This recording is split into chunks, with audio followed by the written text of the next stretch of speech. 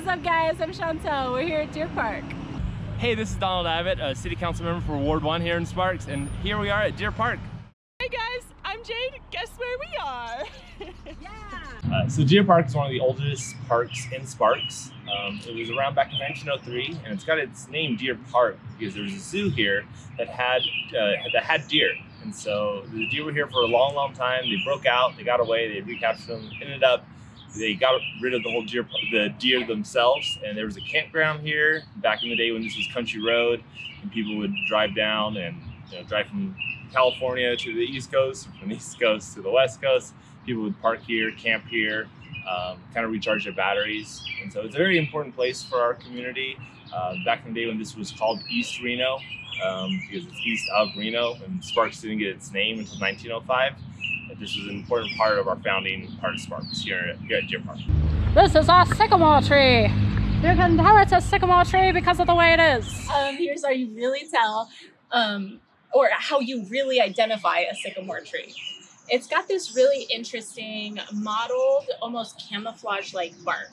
It'll flake off in these really large, irregular patches. So you see this discoloration all throughout the entire tree.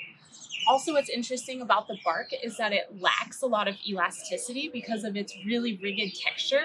So it shows the process of growing and stretching a lot more obviously than a lot of other trees. Moreover, it has these really cool, beautiful big leaves, and you'll see these different seed pods hanging off from all over them. So you can really just look for these balls hanging off of the tree in order to identify it. So as the seeds get larger, you can see this is a smaller seed pod and this is a larger one.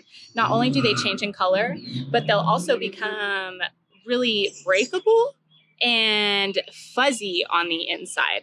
So they're kind of fun to play with.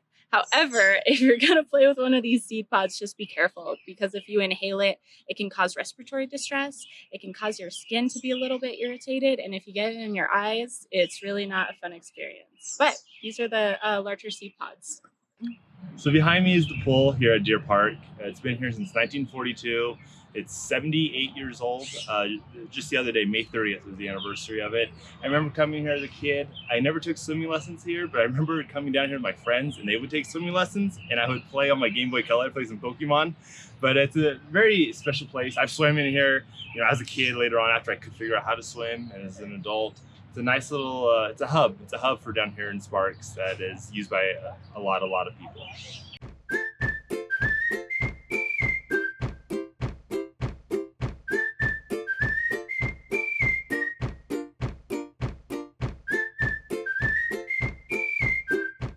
Here we are at Deer Park. Come check it out. Dandelion.